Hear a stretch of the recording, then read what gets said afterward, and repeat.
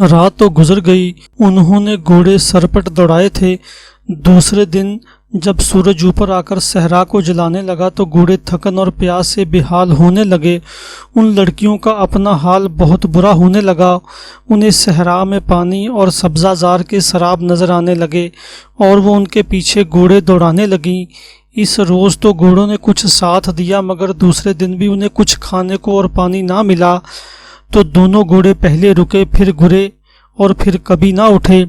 اس کے بعد جو ان دونوں کا سفر شروع ہوا اسے احتشام دوست تم اچھی طرح سمجھ سکتے ہو۔ تم جانتے ہو کہ ظالم صحرا اس قسم کے مسافروں کو کس انجام تک پہنچایا کرتا ہے۔ اس لڑکی نے اپنی زبان سے مجھے بتایا کہ میں نے جو دھوکے لوگوں کو دیے تھے اس سے زیادہ ظالمانہ دھوکے مجھے صحرا نے دیے۔ میں نے صحرا میں ندیاں بہتی دیکھیں، ان کے قریب گئی تو وہ دور ہٹتی گئیں، ہم دونوں ان کے پیچھے بھاگتی ہیں۔ میں نے نخلستان دیکھے، گلستان دیکھے، اور میں نے صحرا میں بحری جہاز اور بادبانی کشتیاں تیرتی دیکھیں۔ ہم ہاتھ اوپر کر کے ہلاتی چلاتی اور ان کے پیچھے دوڑتی رہیں۔ بعض جگہوں پر ہمیں پانی مل بھی گیا۔ ہم نے ایسی ہر جگہ کئی دن گزارے۔ لڑکی نے مجھے بتایا کہ صحرا میں اس کا وہ وجود مر گیا جس نے قائرہ کے حاکموں پر جادو کر رکھا تھا۔ اسے ہمارے خدا کا خیال آ گیا اور اس کے اندر یہ احساس کانٹے کی طرح چبھنے لگا کہ صلیب کے محافظ اعظم نے اسے دھوکہ دیا ہے اور اب وہ دوسروں کے گناہوں کی سزا بھگت رہی ہے۔ اس پر یہ حقیقت کھلی کہ اپنی عصمت پیش کر کے کسی کو دھوکہ دینا ثواب کا کام نہیں ہو سکتا۔ اسے یہ بھی خیال آ گیا کہ مسلمان اپنی لڑکیوں کو اس طرح استعمال نہیں کرتے۔ ایک روز صحرا میں اسے یہ احساس بھی ہوا جیسے وہ اور اس کی سہیلی مر چکی ہیں اور وہ دوزخ میں پھینک دی گئی ہیں، یا وہ بدروحیں بن چکی ہیں اور دوزخ کی طرح جلتے ہوئے میدان میں بھٹک رہی ہیں۔ ایک رات اس نے اپنی سہیلی سے کہا کہ وہ اپنے عقیدے سے دل برداشتہ ہو گئی ہے اور اب وہ مسلمانوں کے خدا کو پکارے گی۔ دونوں کے ہونٹ اور زبانیں لکڑی کی طرح ہو گئی تھیں، حلق میں کانٹے چبھ رہے تھے اور وہ بڑی مشکل سے بات کرتی تھیں۔ اس کی سہیلی نے بہت برا منایا، وہ اپنے عقیدے سے منحرف ہو رہی ہے اور اپنے دشمن کے عقیدے کو اپنانا چاہتی ہے۔ اس نے اس کی نہ سنی۔ اس کی جب سہیلی سو گئی تو یہ اس سے کچھ دور چلی گئی۔ اس نے سجدے کیے اور ہاتھ اٹھا کر خدا کو پکارتی اور گناہوں کی بخشش مانگتی رہی۔ وہ ساری رات روتی رہی، سجدے کے سوا عبادت کا اسے کوئی اور طریقہ نہیں آتا تھا۔ اسی رات اس کے دماغ پر اثر ہو گیا، یا واقعی خدا نے اسے کوئی اشارہ دیا۔ یہ کہتی ہے کہ اسے اپنے سامنے دھوئیں کی طرح ایک باریش انسان کھڑا نظر آیا۔ اس نے کہا، اگر تو نے دل سے توبہ کی ہے تو اس ریگستان میں جہاں سے انسانوں کا گزر نہیں ہوا کرتا وہ انسان آئیں گے جن کے خدا کو تو نے پکارا ہے، تو یہاں سے زندہ نکل جائے گی۔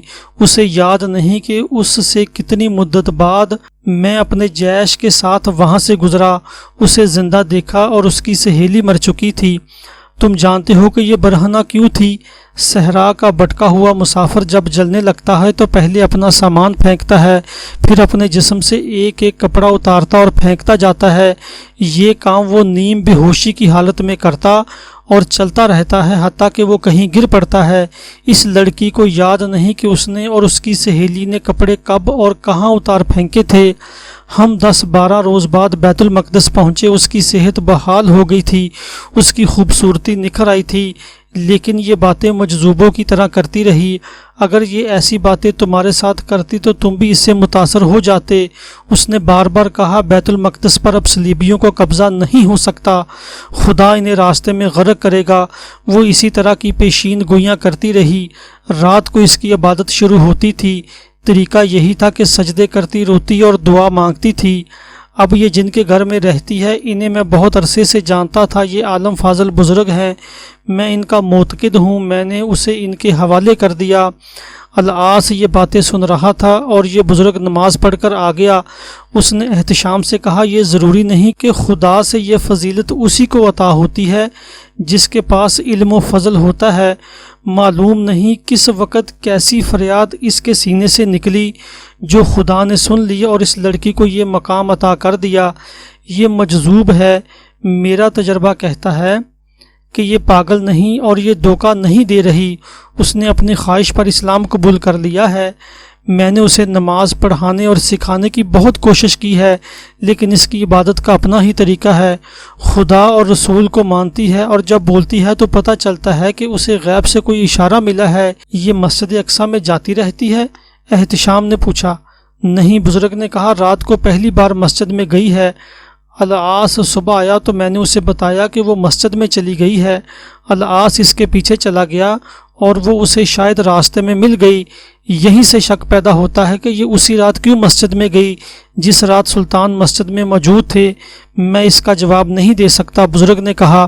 احتشام نے کہا کہ میرا فرض ہے کہ میں لڑکی کو حسن بن عبداللہ کے پاس لے جاؤں، یہ اس کی مرضی ہے کہ اسے آپ کے حوالے کر دے یا سلطان کے پاس لے جائے۔ لڑکی کو جب بتایا گیا کہ اسے احتشام کے ساتھ جانا پڑے گا تو وہ خوشی سے اس کے ساتھ چل پڑی۔ العاص بھی ساتھ گیا۔ حسن بن عبداللہ نے اس کی کہانی العاص اور احتشام سے سن کر لڑکی سے کچھ باتیں پوچھی تو اس نے یہی جواب دیا، اب تو سمندر سے آئے ہوئے بیڑے تمہارا کچھ نہیں بگاڑ سکیں گے، مجھ سے کیوں ڈرتے ہو، مجھے اپنے سلطان کے پاس لے چلو۔ اس نے رات کو جو دعا کی تھی وہ خدا نے قبول کر لی ہے۔ بہت کوشش کے باوجود اس نے کچھ نہ بتایا تو اس کے متعلق سلطان ایوبی کو اطلاع دی گئی۔ سلطان کو اسی روز اقرا جانا تھا۔ اس نے کہا کہ لڑکی کو لے آؤ۔ لڑکی سلطان ایوبی کے سامنے گئی تو دوزانو ہو کر سلطان کا دایاں ہاتھ چوما، پھر اٹھی اور سلطان ایوبی کی آنکھوں میں قریب ہو کر دیکھا۔ اس نے اپنے آپ سے باتیں کرتے ہوئے لہجے میں کہا، ان آنکھوں سے رات سجدے میں آنسو گرے تھے، مجھے تمہارے دشمن کے جہاز ان آنسوؤں میں ڈوبتے نظر آ رہے ہیں، بیت المقدس کی دیواروں تک کوئی نہیں پہنچ سکے گا، خون کا سمندر بہہ جائے گا، وہ راستے میں مر جائیں گے، وہ تباہ ہو رہے ہیں۔ آنسو جو خدا کے حضور سجدے میں بہتے ہیں انہیں فرشتے موتی سمجھ کر اٹھا لیتے ہیں۔ خدا ان موتیوں کو ضائع نہیں کرتا، نیت صاف ہو تو راستے صاف ملتے ہیں۔ بہت کوشش کی گئی کہ لڑکی کو اس کی اصلی روپ میں لایا جائے، لیکن وہ ایسی باتیں کرتی رہی جیسے اسے آنے والا وقت نظر آ رہا ہے۔ آخر مجذوب سمجھ کر اسی بزرگ کے حوالے کر دیا گیا اور اسے ہدایت کی گئی کہ وہ اس پر نظر رکھے۔